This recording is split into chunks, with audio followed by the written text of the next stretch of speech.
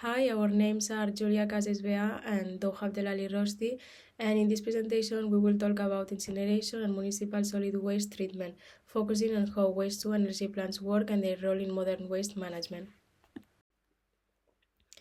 So to start, let's give a quick introduction to what municipal solid waste or MSW actually is. MSW basically refers to the everyday waste that we all produce in our homes and in commercial activities. This includes things like organic kitchen waste, plastics, paper and cardboard, metals, and all the mixed materials we throw away after daily use.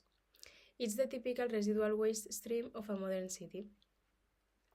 Managing MSW is a key challenge for modern cities. As populations grow and consumption increases, the amount of waste generated per person also rises.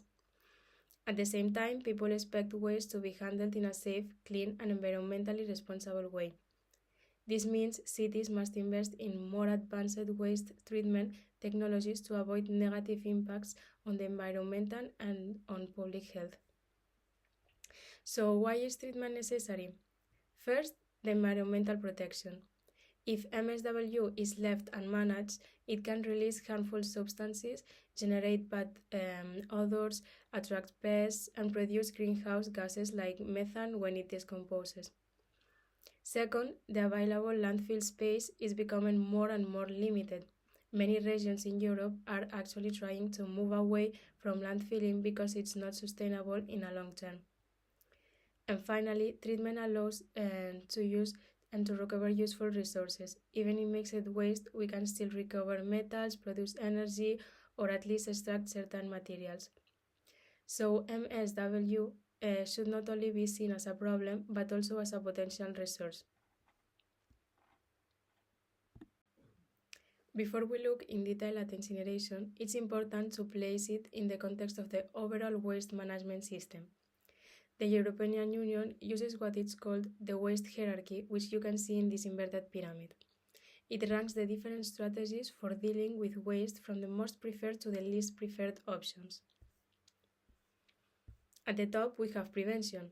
This means avoiding waste generation in the first place, for example, by designing better products or reducing unnecessary packaging. Prevention has the highest environmental benefit because the cleanest waste is the one that never exists. The next level is reuse. This focuses on extending the life of products by repairing or repurposing them so that they not become waste too soon. Reuse reduces the need for new materials and lowers environmental impacts. Below that, we have recycling. This is where materials such as paper, metals, plastics, or glass are collected separately and processed to become new products. Recycling is important, but it depends heavily on proper sorting by households and on the quality of the materials. Not all waste can be recycled efficiently. The fourth level is recovery, and this is where incineration with energy recovery is placed. This category recognizes that even after efforts to prevent, reuse, and recycle, there is still significant fraction of waste that cannot be reused or recycled economically. Instead of sending this waste directly to a landfill, we can recover energy from it by burning it in waste-to-energy plants. The heat from combustion is used to generate electricity and district heating, which makes the process more sustainable than simple disposal. Finally, at the bottom, we have disposal, mainly landfilling. This is considered the least preferred option because it does not recover any value and can lead to long-term environmental impacts, such as methane emissions or groundwater contamination. So incineration exists because it fills the gap between recycling and disposal. It deals with the residual waste stream, the part that society cannot easily avoid or recycle, while still providing a useful output in terms of energy. In many countries, waste-to-energy has helped reduce the dependence on landfills and contributed to cleaner, more efficient waste management systems. This slide gives a short overview of how a waste-to-energy plant works. First, mixed municipal waste arrives and is unloaded into a large bunker. Here it's blended with a mechanical grabs to make the fuel more uniform because MSW is very heterogeneous. The waste is then fed directly into the furnace where it burns on a moving grate at temperatures above 850 degrees. As it burns, the process produces hot flue gases and bottom ash. The ash falls to the bottom of the furnace and will later be treated to recover metals. The hot flue gas moves into the boiler where its heat is used to produce high-pressure steam. This steam drives a turbine to generate electricity, and in many European plants, the heat is also used for district heating, which increases overall efficiency. After leaving the boiler, the flue gas go through an advanced cleaning system. Filters, scrubbers, and chemical treatment remove dust, acidic gases, and heavy metals to meet the strict European emissions limits before the gas is released through the chimney. Finally, the plant manages the solid residues, and the bottom ash can often be reused after metal recovery, while fly ash from the cleaning system is hazardous and must be safely disposed of. Overall, the system converts unrecyclable waste into useful energy while reducing its volume by around 90%. In this slide, we focus on the type of fuel used in waste-to-energy plants and how much pretreatment is actually needed before the waste enters the furnace. To begin with, the pie chart on the left shows the distribution of waste generated in the European Union by different sectors. We can see that a very large share comes from construction activities, followed by mining and quarrying, households, manufacturing, and various services. This gives us a good idea of how diverse the waste streams in Europe are. However, even though construction waste represents the biggest share, it's not the main fuel for the WTE plants. Construction waste often contains inert materials such as concrete, stones, or soil, which do not burn or have very low heating value. That's why the most relevant portion for incineration is household waste and part of the commercial waste. Household waste, which you can see in blue, typically makes up around 9–10% of the total generated waste, but it's the most common input for incineration because it has a more suitable composition for combustion. Household MSW is extremely heterogeneous. It can contain organics, plastics, paper, cardboard, textiles, metals, and many other materials. The exact mix changes every day depending on the consumption habits, the seasonality, and even the weather. For example, in winter, there might be more paper and packaging, while in summer there might be more organic waste. This variability directly affects the lower heating value of the waste, which in turn influences the temperature in the furnace and the amount of energy that can be recovered. This leads us to the image on the right of the slide, which shows a schematic diagram of a moving grate furnace. This illustration helps explain why this technology is used so widely. The waste is fed onto a set of moving grates, and as it slowly progresses through the furnace, it goes through a well-defined sequence: drying, ignition, combustion, and burnout. Throughout this process, primary air is injected underneath the grate to support combustion, and secondary air is introduced above the waste layer to ensure complete burning of the gases. One of the most important advantages of the moving grate system is its robustness.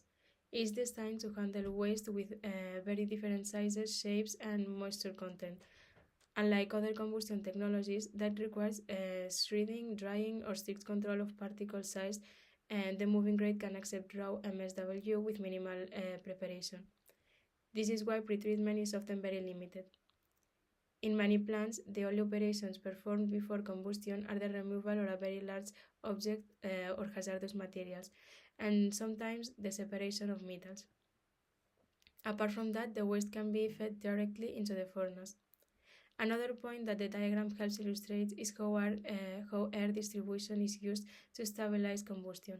Because MSW is inconsistent, operators adjust the airflow and grate speed to maintain the temperature above 850 degrees and ensure complete burnout.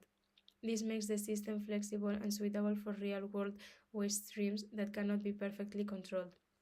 Overall, this slide shows two important ideas. First, that the feedstock for WTE plants is not a refined fuel.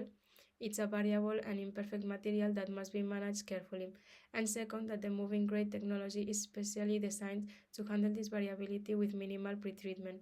This combination makes the WTE plants practical and efficient for treating large volumes of residual waste that cannot be easily recycled. In this section, I'm going to explain the main furnace technologies used in modern waste-to-energy plants and why different designs are chosen depending on the characteristics of the waste. The first and by far the most common technology is the grate furnace.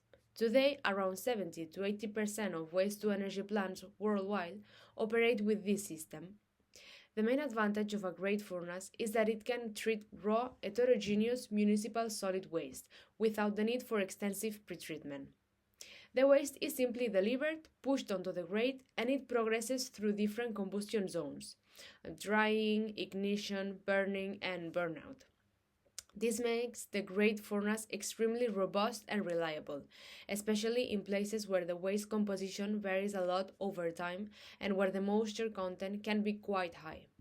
This explains why most European countries, including the Nordic region, prefer this technology. It just works very well with real-world unsorted household waste. The second technology is the fluidized bed furnace, which operates quite differently. Instead of burning the waste on a grate, the waste is mixed into a bed of hot sun and it is kept fluidized by a strong flow of air. This provides excellent mixing and very uniform temperature, which leads to high combustion efficiency and relatively low NOx formation. However, fluidized bed systems require a much more homogeneous fuel, usually meaning the waste must be pre-shredded and must contain fewer inert materials like stones or metals. Because of this, fluidized beds are commonly used when the waste stream is more controlled or when the goal is to co-fire biomass or refuse derived fuel rather than untreated MSW. The third technology is the rotary kiln, which is typically used for hazardous, industrial, or medical waste. In a rotary kiln, the waste slowly moves through a rotating cylinder, which allows a very long residence time and extremely stable combustion conditions. This is essential when the waste contains toxic or reactive compounds that must be completely destroyed at high temperature. Rotary kilns usually operate at smaller scales, but they are very important for safety and environmental protection when dealing with dangerous materials. Choosing the right technology depends on several factors: the type and composition of the waste, the heating value, the level of pretreatment available, and the overall purpose of the plant. For example, in Nordic countries, where district heating is important, the technology must also support stable heat production throughout the year. One of the most critical aspects of modern waste-to-energy plants is controlling emissions. Historically, incineration had a bad reputation because of early plants did not have advanced filtration or gas cleaning systems. Today, the situation is completely different. Modern facilities operate under very strict European emission limits and use multiple cleaning technologies to ensure that pollutants are removed before the flue gas is released. During combustion, several pollutants are formed. These include nitrogen oxides, which contribute to smoke formation, sulfur oxides, particulate matter, acidic gases, and heavy metals such as mercury or lead.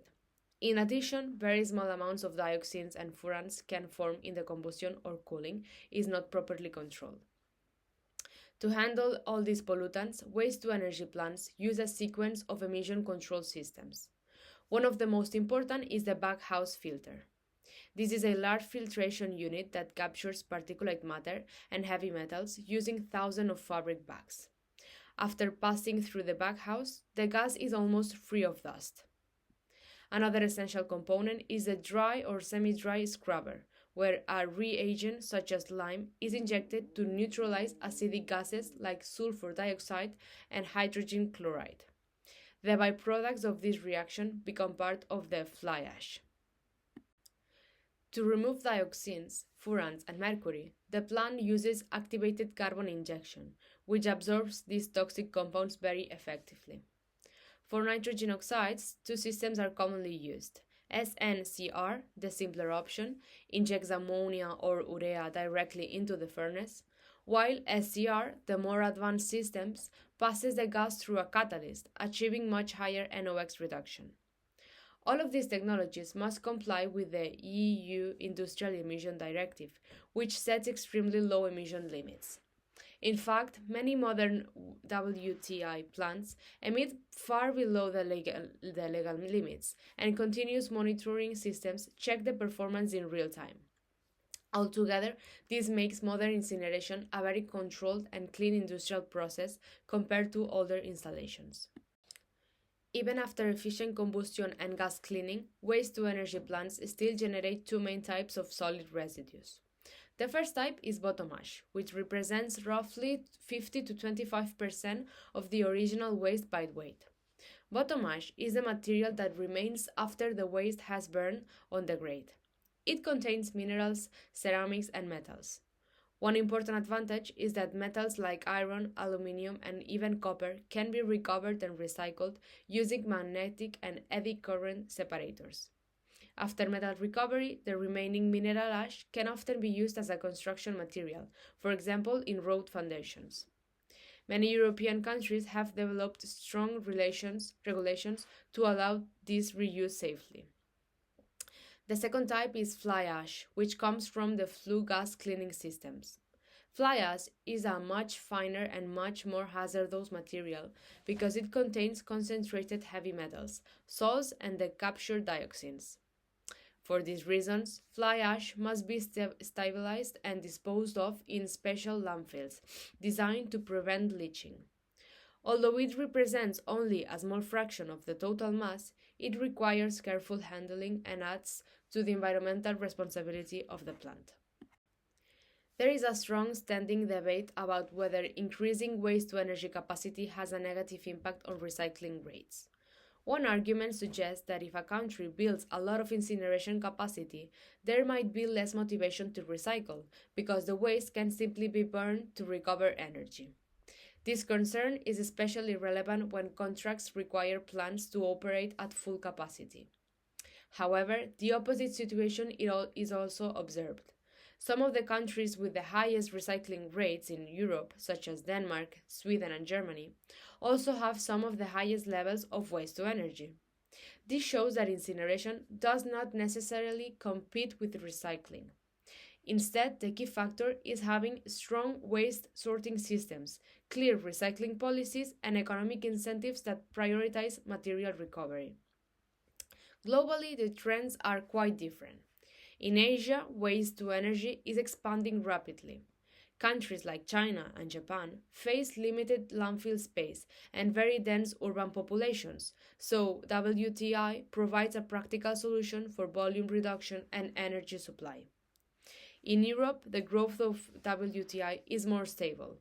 The European Union is continuously increasing its recycling and circular economic targets, which means that future waste streams will contain fewer combustibles. Some countries are even planning long-term reductions in incineration once recycling becomes more efficient. In the Nordic countries, waste to energy plays a particularly important role because of district heating networks. The heat generated in WTI plants can be delivered to households and industries, significantly improving the overall energy efficiency. This integration is one of the reasons why Finland, Sweden, and Denmark achieve very high energy recovery rates from their waste. To conclude, modern waste-to-energy technology is a mature and reliable method for reducing waste volume and recovering energy. It offers stable heat and electricity production, especially in regions with district heating. The environmental performance is strongly regulated and supported by advanced emission control systems. However, incineration should not replace recycling or waste prevention. Instead, it works best as part of an integrated waste management system that prioritizes sorting, material recovery, and circular economy strategies. When used in these balanced ways, waste to energy can make a significant positive contribution to sustainable waste management.